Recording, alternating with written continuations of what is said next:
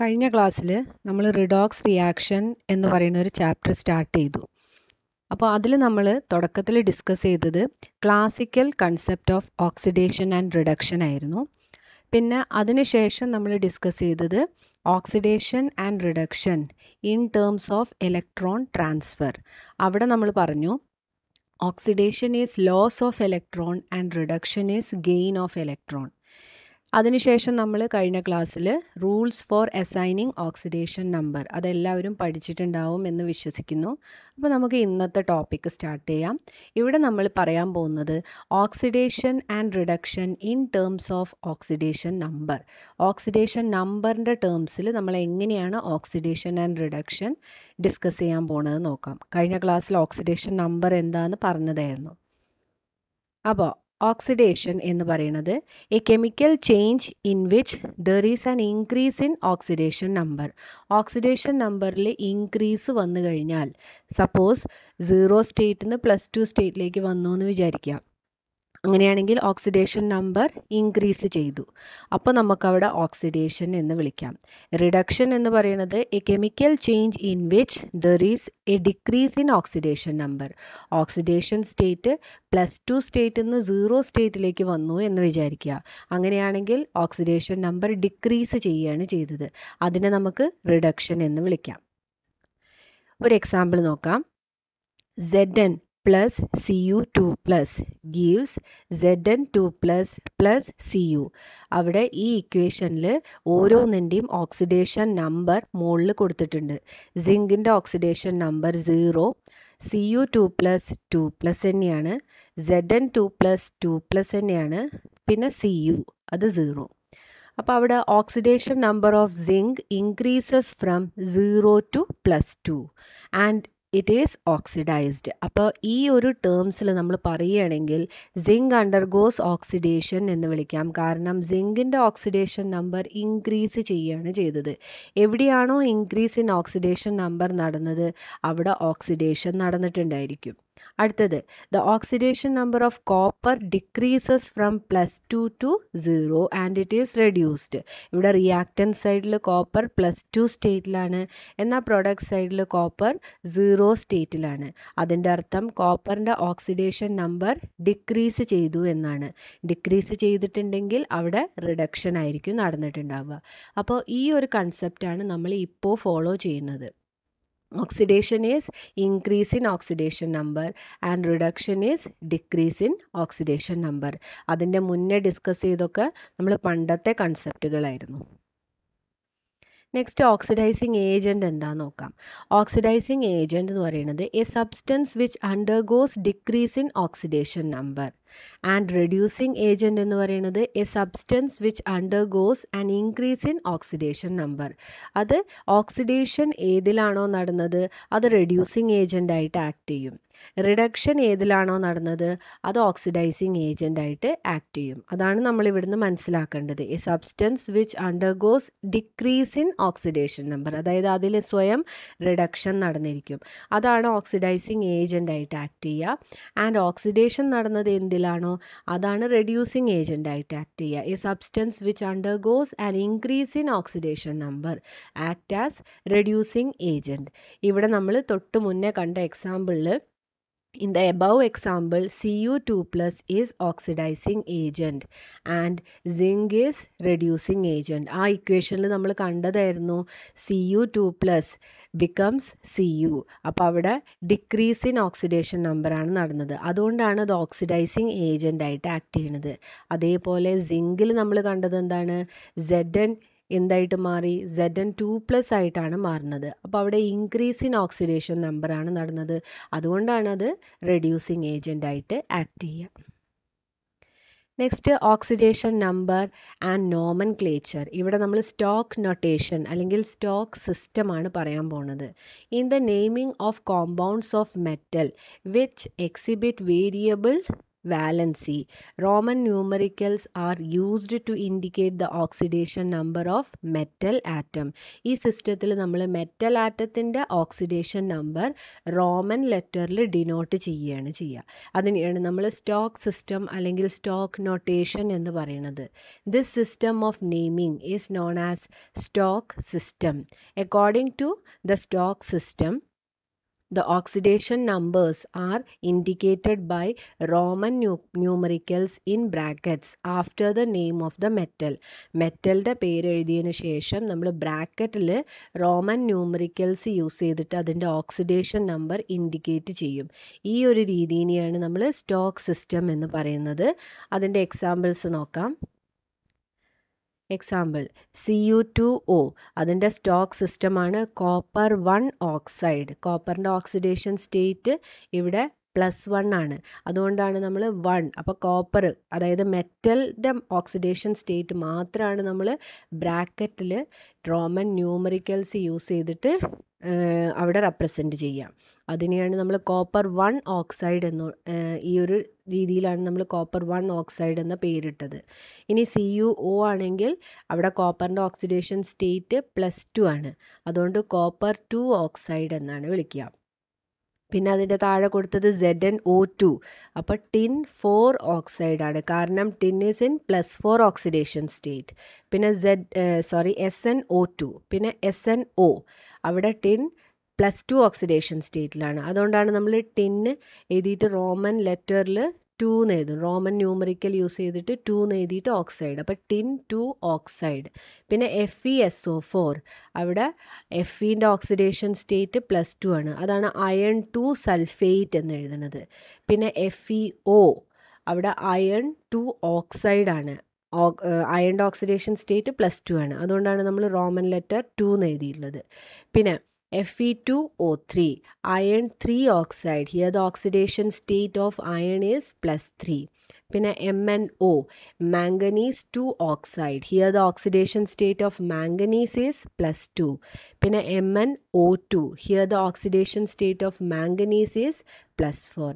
ഈ രീതിയിലുള്ള ഒരു നോമൻക്ലേച്ചറിനെയാണ് നമ്മൾ സ്റ്റോക്ക് സിസ്റ്റം എന്ന് പറയുന്നത്. എളുപ്പമാണ് എല്ലാവർക്കും. ഓക്സിഡേഷൻ നമ്പർ അറിഞ്ഞിരുന്നു കഴിഞ്ഞാൽ നമുക്ക് ഈ ഒരു സിസ്റ്റം പെട്ടെന്ന് ഈ ഒരു രീതിയിൽ നമുക്ക് നോമൻക്ലേച്ചർ ചെയ്യാവുന്നതാണ്. അവിടെ മെറ്റലിൻ്റെ ഓക്സിഡേഷൻ സ്റ്റേറ്റ് മാത്രം റോമൻ നമ്പേഴ്സിൽ ഇടുന്ന ഒരു രീതിയെയാണ് നമ്മൾ സ്റ്റോക്ക് നൊട്ടേഷൻ എന്ന് വിളിക്കുന്നത്. ഇത് എക്സാമിൽ പല പ്രാവശ്യം ചോദിച്ച ക്വസ്റ്റ്യനാണ്, അതുകൊണ്ട് ഇമ്പോർട്ടൻ്റ് ആണ്. നെക്സ്റ്റ് ഓക്സിഡേഷൻ നമ്പറിൻ്റെ കാൽക്കുലേഷനാണ് പറയുന്നത്. Calculation of oxidation number. എങ്ങനെയാണ് നമ്മൾ ഓക്സിഡേഷൻ നമ്പർ കാൽക്കുലേറ്റ് ചെയ്യുക എന്ന് നോക്കാം. അപ്പോൾ calculate the oxidation number of manganese in KMnO4. അപ്പോൾ KMnO4 ഒന്നിച്ച് നോക്കുമ്പോൾ ചാർജ് ഒന്നുമില്ല, ന്യൂട്രൽ ആയിട്ടുള്ളൊരു കോമ്പൗണ്ടാണ്. അതിൻ്റെ അർത്ഥം പൊട്ടാഷ്യത്തിൻ്റെ ഓക്സിഡേഷൻ സ്റ്റേറ്റ് പ്ലസ് മാംഗനീസിൻ്റെ ഓക്സിഡേഷൻ സ്റ്റേറ്റ് പ്ലസ് ഓക്സിജൻ്റെ ഓക്സിഡേഷൻ സ്റ്റേറ്റ് ഇതെല്ലാം കൂടി ആഡ് ചെയ്യുമ്പോൾ നമുക്ക് 0 ആയിരിക്കും കിട്ടുക. അതുകൊണ്ടാണ് ഇവിടെ KMnO4 ന്യൂട്രൽ ആണ് എന്ന് പറയുന്നത്. ഇനി ന്യൂട്രൽ ആവുന്ന കേസസിൽ മാത്രമാണ് നമ്മൾ ചാർജ് ഒന്നും കാണിക്കാത്തത്. അപ്പോൾ നമ്മളോട് ഇവിടെ പറഞ്ഞത് മാംഗനീസിൻ്റെ ഓക്സിഡേഷൻ സ്റ്റേറ്റ് കാൽക്കുലേറ്റ് ചെയ്യാനാണ്. അപ്പോൾ എന്തിൻ്റെ ഓക്സിഡേഷൻ സ്റ്റേറ്റ് ആണോ കാൽക്കുലേറ്റ് ചെയ്യാനുള്ളത് അത് നമുക്ക് X ആയിട്ട് കൺസിഡർ ചെയ്യാം. Let the oxidation number of manganese B X. Let the oxidation number of oxygen. കഴിഞ്ഞ ദിവസം നമ്മൾ റൂൾസ് ഫോർ അസൈനിങ് ഓക്സിഡേഷൻ നമ്പറിൽ പറഞ്ഞതായിരുന്നു ഓക്സിജൻ മിക്ക കേസസിലും -2 ഓക്സിഡേഷൻ സ്റ്റേറ്റ് ആണ് കാണിക്കുക. പെറോക്സൈഡ്സിൻ്റെയും സൂപ്പർ ഓക്സൈഡ്സിൻ്റെയും പിന്നെ കോമ്പൗണ്ട്സ് വിത്ത് ഫ്ലൂറിൻ്റെ കേസസിൽ മാത്രമാണ് അത് ഡിഫറെൻ്റ് ഓക്സിഡേഷൻ സ്റ്റേറ്റ് കാണിക്കുക. നോർമൽ കണ്ടീഷൻസിലൊക്കെ ഓക്സിജൻ്റെ ഓക്സിഡേഷൻ സ്റ്റേറ്റ് -2 ആണ്. അപ്പോൾ ഇവിടെയും ഓക്സിജൻ്റെ ഓക്സിഡേഷൻ സ്റ്റേറ്റ് -2 ആണ്. പക്ഷേ ഇവിടെ 4 ഓക്സിജൻ ഉണ്ട് അല്ലേ, KMnO4 എന്നാണ് പറയുന്നത്. അപ്പോൾ എത്ര ഓക്സിജൻ ഉണ്ടോ അത്രയും പ്രാവശ്യം ഈ -2 സ്റ്റേറ്റ് റിപ്പീറ്റ് ചെയ്ത് വരും. അതുകൊണ്ടാണ് നമ്മൾ -2 × 4 എന്ന് ചെയ്യുന്നത്. സോ ടോട്ടൽ ആ 4 ഓക്സിജൻ്റെയും കൂടി ഓക്സിഡേഷൻ സ്റ്റേറ്റ് -8 ആയിരിക്കും. അപ്പോൾ അതിൽ ഒരു ഓക്സിജൻ്റെ ഓക്സിഡേഷൻ സ്റ്റേറ്റാണ് -2. 4 എണ്ണം വരുകൊണ്ട് നമ്മൾ -8 എന്നാണ് എഴുതുക. Let the oxidation number of potassium B +1. അതും നമ്മൾ റൂൾസിൽ പറഞ്ഞതാണ്. ആൽക്കലി മെറ്റൽസിൻ്റെ കേസിൽ ഓക്സിഡേഷൻ നമ്പർ +1 ആയിരിക്കും. ആൽക്കലൈൻ എർത്ത് മെറ്റൽസിൻ്റെ കേസിൽ +2 ആയിരിക്കും എന്ന് പറഞ്ഞു. അപ്പോൾ ആ റൂൾസൊക്കെ നമ്മൾ നന്നായി പഠിച്ചിരിക്കണം. എന്നാൽ മാത്രമേ നമുക്ക് ഓക്സിഡേഷൻ നമ്പർ കാൽക്കുലേറ്റ് ചെയ്യാൻ കഴിയുള്ളൂ. അപ്പോൾ പൊട്ടാഷ്യം +1 oxidation state. Therefore, oxidation number of manganese is equal to പൊട്ടാഷ്യത്തിൻ്റെ ഓക്സിഡേഷൻ നമ്പർ എഴുതുക +1 പ്ലസ് മാംഗനീസിൻ്റെ ഓക്സിഡേഷൻ നമ്പറിന് പകരം എക്സ് എഴുതുക പ്ലസ് ഓക്സിജൻ്റെ ഓക്സിഡേഷൻ സ്റ്റേറ്റ് -8 ആണല്ലോ. അപ്പോൾ +-8 ഗിവ്സ് 0 എന്ന് എഴുതുക. So we get X is equal to +1നെ നമ്മൾ അപ്പുറത്തേക്ക് RHSലേക്ക് എടുക്കുകയാണ്. അപ്പോൾ -1 ആയി മാറും. -8നെ ഇപ്പുറത്തേക്ക് കൊണ്ടുവരുമ്പോൾ അത് +8 ആയിട്ട് മാറും. So x is equal to +7 എന്ന് കിട്ടി. So the oxidation number of manganese is +7. അപ്പോൾ ഈ രീതിയിലാണ് നമ്മൾ കാൽക്കുലേഷൻ ചെയ്യുന്നത്. പിന്നെ next, calculate the oxidation number of chromium in K2Cr2O7. അപ്പോൾ ഇവിടെ ക്രോമിയത്തിൻ്റെ ഓക്സിഡേഷൻ സ്റ്റേറ്റ് നമ്മൾ എക്സ് ആക്കി എടുക്കുക. ഇവിടെ എത്ര ക്രോമിയം ഉണ്ട്? Cr2 എന്നല്ല എഴുതിയിട്ടുള്ളത്, അതുകൊണ്ട് 2 ക്രോമിയം ഉണ്ട്. സോ 2x എന്ന് എഴുതണം. ഒരു ക്രോമിയായിരുന്നെങ്കിൽ നമുക്ക് എക്സ് എന്ന് എഴുതായിരുന്നു. കഴിഞ്ഞ എക്സാമ്പിളിൽ മാംഗനീസ് 1 ഉണ്ടായിരുന്നുള്ളൂ, അതുകൊണ്ടാണ് നമ്മൾ എക്സ് എന്ന് എഴുതിയത്. ഇവിടെ 2 ക്രോമിയുണ്ട്, സോ 2x എന്ന് എഴുതണം. Let the oxidation number of oxygen is equal to, നമ്മൾ നേരത്തെ പറഞ്ഞു ഓക്സിജൻ്റെ ഓക്സിഡേഷൻ നമ്പർ -2 ആണ്.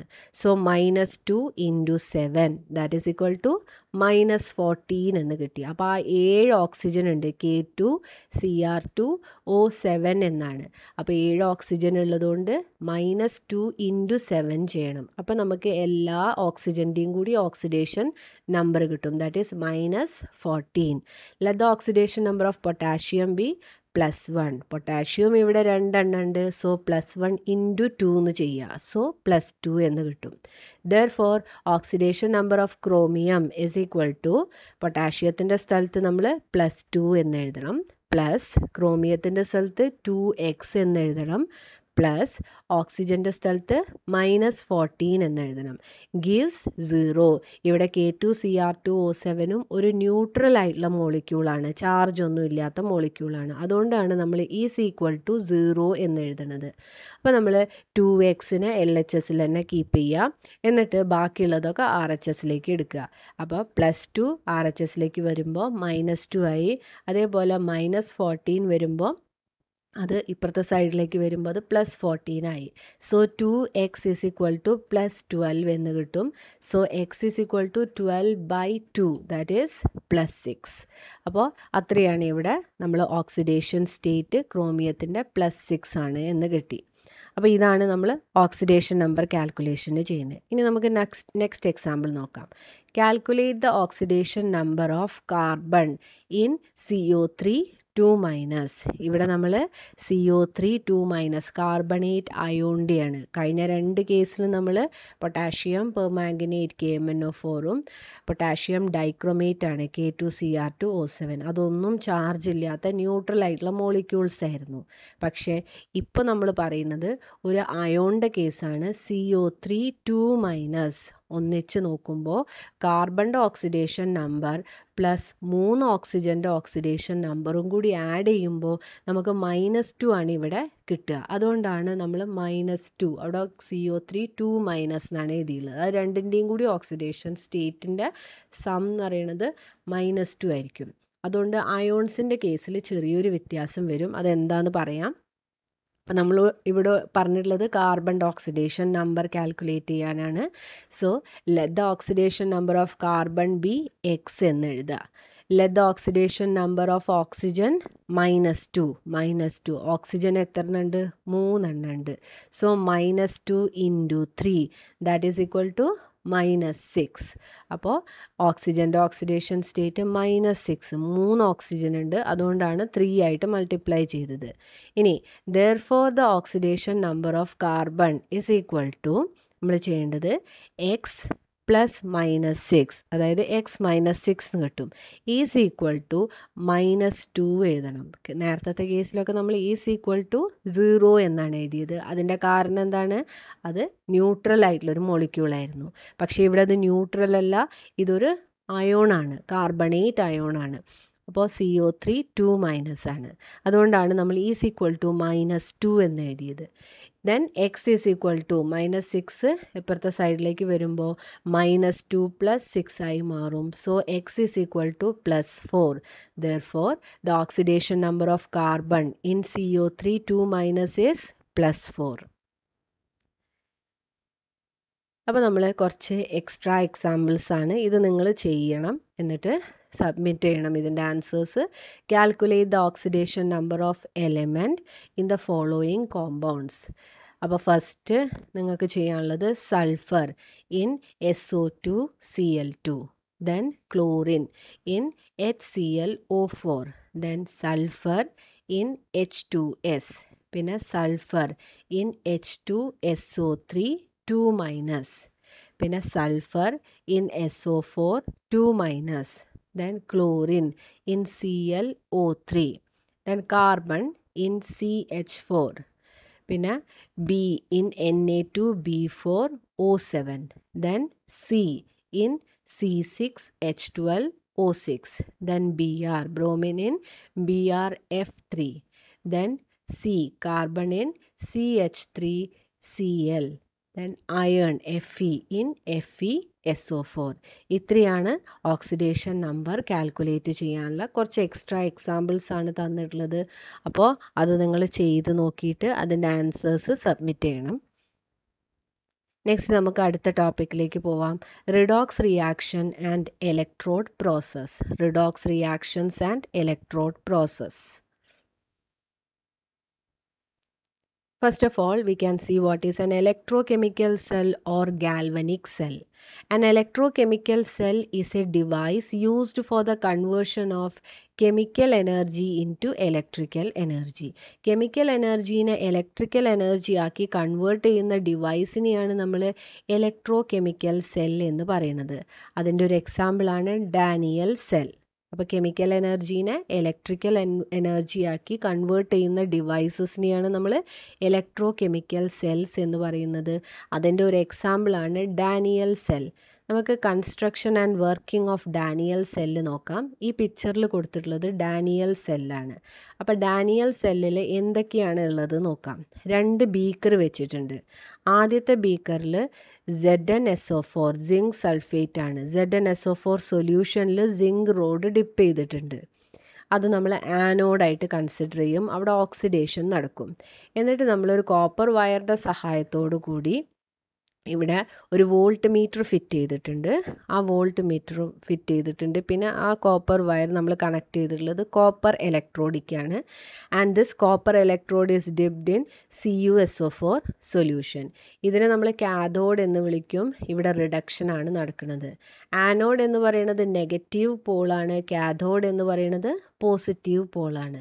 ഇനി ഇവിടെ നിങ്ങൾ ശ്രദ്ധിക്കേണ്ടത്, ഇവിടെ ഒരു യു ഷേപ്പിലുള്ള ഗ്ലാസ് ട്യൂബ് ഉണ്ട്. ഈ 2 ബീക്കേഴ്സിനെയും കണക്ട് ചെയ്യുന്ന ഗ്ലാസ് ട്യൂബാണ്. അതിനെയാണ് നമ്മൾ സോൾട്ട് ബ്രിഡ്ജ് എന്ന് വിളിക്കുന്നത്. ഇവിടെ നമ്മൾ ഫില്ല് ചെയ്തിട്ടുള്ളത് KCl ആണ്. അവിടെ അഗാർ അല്ലെങ്കിൽ ജെലാറ്റിനിൽ മിക്സ് ചെയ്തിട്ടാണ് ഈ KCl ഇതിൽ ഫില്ല് ചെയ്യുക. അപ്പോൾ ഈ ഒരു അഗാർ അല്ലെങ്കിൽ ജെലാറ്റിനിൽ മിക്സ് ചെയ്യുമ്പോൾ കുറച്ചൊരു തിക്കായിട്ടുള്ള കൺസിസ്റ്റൻസി കിട്ടും. അപ്പോഴാണ് നമ്മൾക്ക് ഈ യു ഷേപ്ഡ് ട്യൂബിൽ കൃത്യമായിട്ടിത് ഫില്ല് ചെയ്യാൻ കഴിയുക. അപ്പോൾ അങ്ങനെ ഫില്ല് ചെയ്തിട്ടാണ് നമ്മൾ ഈ ഒരു സോൾട്ട് ബ്രിഡ്ജ് ഈ 2 ബീക്കറിനെയും കണക്ട് ചെയ്യുന്ന രീതിയിലാണ് ഈ സൊല്യൂഷനിൽ ഡിപ്പ് ചെയ്തിട്ടുള്ളത്. അപ്പോൾ ഈ ഒരു ഡാനിയൽ സെല്ലിൻ്റെ റെപ്രസെൻറ്റേഷൻ എന്ന് പറയുന്നത് താഴെ കൊടുത്തിട്ടുണ്ട്. ആദ്യം നമ്മൾ എഴുതേണ്ടത് റെപ്രസെൻറ്റേഷൻ എഴുതുമ്പോൾ ആദ്യം നമ്മൾ ആനോഡായിട്ട് ആക്ട് ചെയ്യണത് എന്താണെന്ന് നോക്കുക. ഇവിടെ സിങ്ക് ആണല്ലോ ആനോഡായിട്ട് ആക്ട് ചെയ്യണത്. സോ Zn എഴുതുക. എന്നിട്ട് അതിൻ്റെ സ്റ്റേറ്റ്, അത് ഏത് സ്റ്റേറ്റിലാണ്, സോളിഡ് സ്റ്റേറ്റിലാണ്. അതുകൊണ്ടാണ് ബ്രാക്കറ്റിൽ S എന്ന് എഴുതിയിട്ടുള്ളത്. ദെൻ ഒരു ബാർ ഇട്ട് കൊടുത്തതിന് ശേഷം നമ്മൾ ZnSO4, അത് ഏത് സൊല്യൂഷനിലാണ് ഡിപ്പ് ചെയ്തിട്ടുള്ളത്, സിങ്ക് സൾഫേറ്റ് ആണല്ലോ.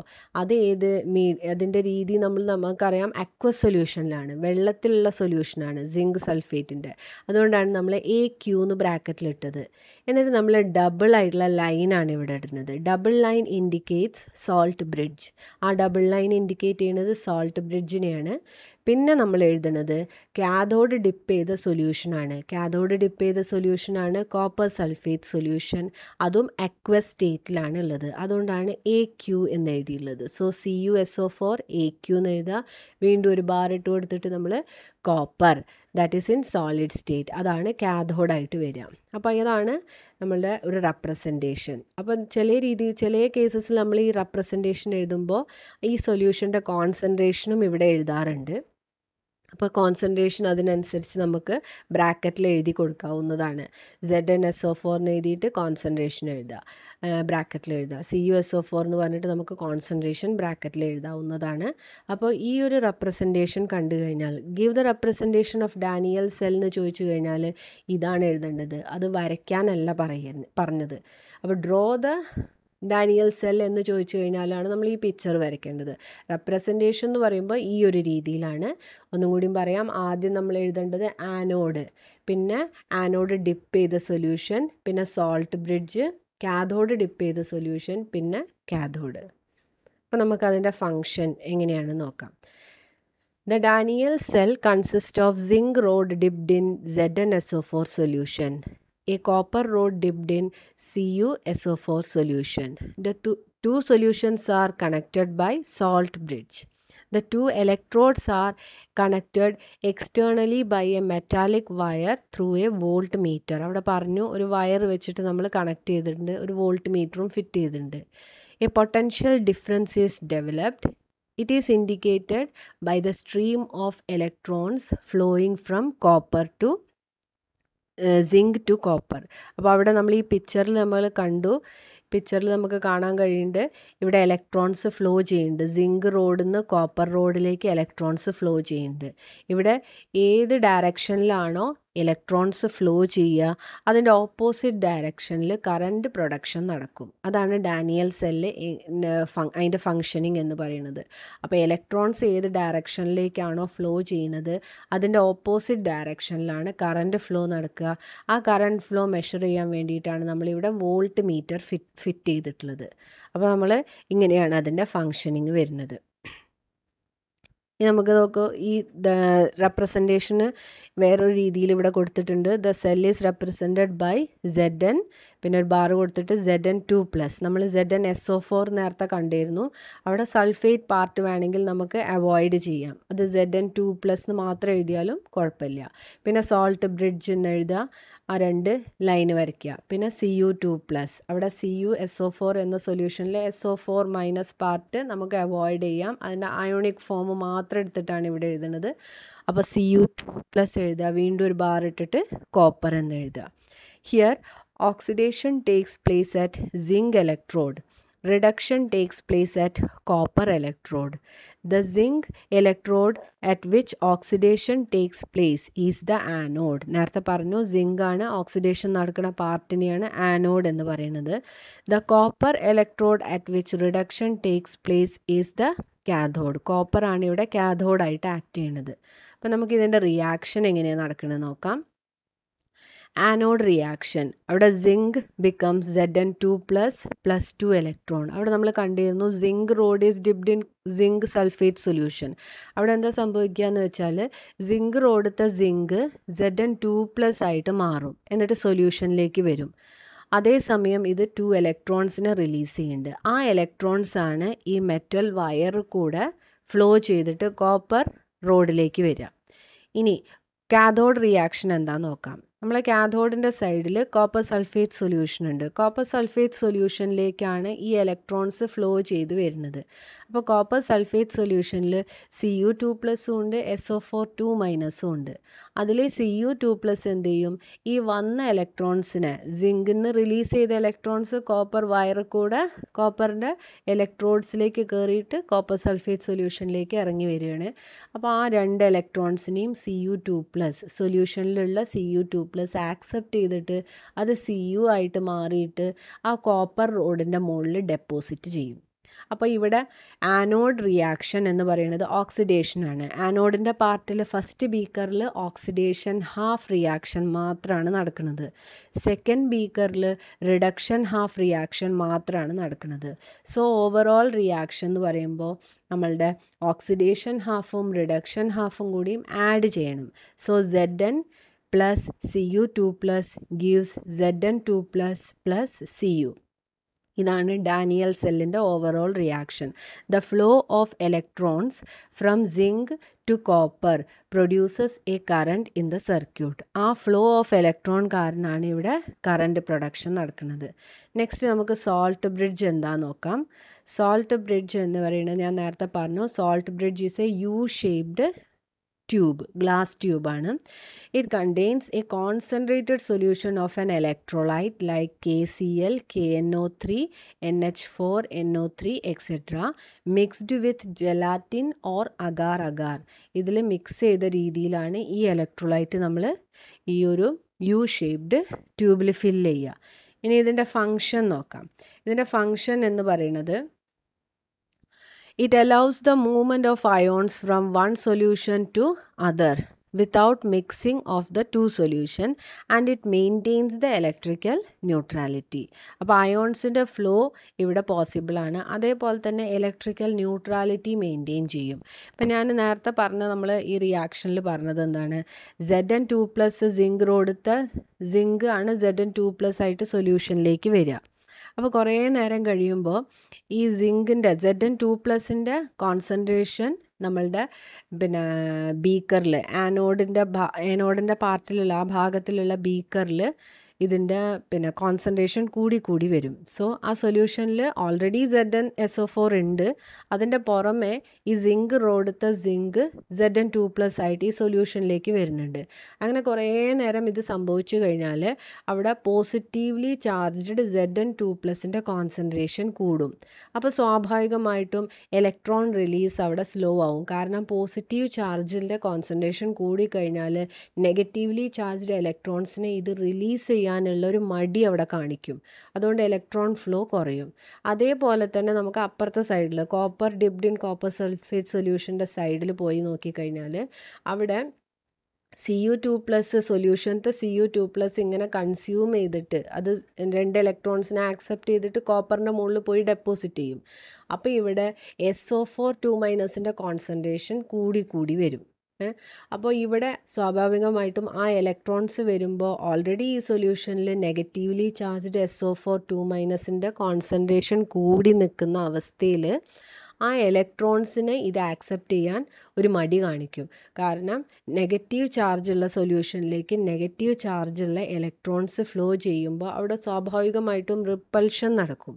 അതുകൊണ്ട് ഈ ഇലക്ട്രോൺ ഫ്ലോ പതുക്കെ സ്ലോ ആയിട്ട് ഫൈനലി അത് സ്റ്റോപ്പ് ചെയ്യും. കാരണം എന്താണ്, നമ്മളുടെ ഈ ആനോഡിൻ്റെ സൈഡിൽ നിന്ന് ഇവിടെ concentration of positive charge increases, so release of electron decreases. At the same time കാഥോഡിൻ്റെ സൈഡിൽ എന്താ സംഭവിക്കുക, SO4 2- കോൺസെൻട്രേഷൻ കൂടുമ്പോൾ അത് ഇലക്ട്രോൺസിനെ ആക്സെപ്റ്റ് ചെയ്യാനും മടി കാണിക്കും. അപ്പോൾ ഇങ്ങനെ ഇലക്ട്രോൺസ് ആക്സെപ്റ്റ് ചെയ്തില്ലെങ്കിൽ ഇലക്ട്രോൺ ഫ്ലോ നടക്കില്ല. ഇലക്ട്രോൺ ഫ്ലോ നടന്നിട്ടില്ലെങ്കിൽ അവിടെ കറണ്ട് ഫ്ലോ സ്റ്റോപ്പ് ചെയ്യും. കാരണം ഇലക്ട്രോൺസ് ഏത് ഡയറക്ഷനിലേക്കാണോ ഫ്ലോ ചെയ്യുന്നത് അതിൻ്റെ ഓപ്പോസിറ്റ് ഡയറക്ഷനിലേക്കാണ് കറണ്ട് ഫ്ലോ നടക്കുക. അതുകൊണ്ട് finally the current flow stops. അങ്ങനെ സംഭവിക്കാതിരിക്കാൻ വേണ്ടിയിട്ട് അവിടെ നമ്മൾ പറഞ്ഞു സോൾട്ട് ബ്രിഡ്ജിൽ KCl ആണ് നമ്മൾ കണ്ട എക്സാമ്പിളിൽ അവിടെ ഫില്ല് ചെയ്തിട്ടുള്ളത്. അപ്പോൾ ഈ Zn2+ൻ്റെ കോൺസെൻട്രേഷൻ കൂടിയതിനെ ന്യൂട്രലൈസ് ചെയ്യാൻ വേണ്ടിയിട്ട് ഈ ഇലക്ട്രോലൈറ്റായ KClൻ്റെ Cl- എന്ന് പറയുന്ന പാർട്ട് ഈ ഒരു സൊല്യൂഷനിലേക്ക് ഇറങ്ങി വന്നിട്ട് അതിനെ ന്യൂട്രലൈസ് ചെയ്യും. ZnCl2 ആക്കി മാറ്റും. അപ്പോൾ ആ ഒരു ചാർജ് ന്യൂട്രലൈസ് ചെയ്ത് പോകും. പിന്നെ അതേപോലെ തന്നെ ഇപ്പുറത്തെ സൈഡിൽ SO4 2- ഉണ്ടല്ലോ, അതിൽ ഈ ഒരു ഇലക്ട്രോലൈറ്റിലെ K+ വന്നിട്ട് ന്യൂട്രലൈസ് ചെയ്യും. അപ്പോൾ അങ്ങനെ ന്യൂട്രലൈസ് ചെയ്യുമ്പോൾ എവിടെയാണോ പോസിറ്റീവ് ചാർജ്, ആനോഡ് സൈഡിൽ പോസിറ്റീവ് ചാർജ് അക്യുമുലേഷൻ നടക്കുമ്പോൾ ഇലക്ട്രോലൈറ്റിലെ നെഗറ്റീവ് ചാർജ് വന്നിട്ട് ഇതിനെ ന്യൂട്രലൈസ് ചെയ്യും. അതേപോലെ കാഥോഡ് സൈഡിൽ നെഗറ്റീവ് ചാർജ് അക്യുമുലേറ്റ് ചെയ്യുമ്പോൾ ഇലക്ട്രോലൈറ്റിലെ പോസിറ്റീവ് ചാർജ് വന്നിട്ട് ഇതിനെ ന്യൂട്രലൈസ് ചെയ്യും. അപ്പോൾ സ്വാഭാവികമായിട്ടും അവിടെ കറണ്ട് ഫ്ലോന് ഒന്നും സംഭവിക്കില്ല, കറണ്ട് ഫ്ലോ നോർമലായിട്ട് നടന്നുകൊണ്ടിരിക്കും. അതാണ് സാൾട്ട് ബ്രിഡ്ജിൻ്റെ ഫങ്ഷൻ എന്ന് പറയുന്നത്. Next, electrode potential. The tendency of an electrode to lose or gain electrons when it is in contact with its own ions in the solution is called its electrode potential.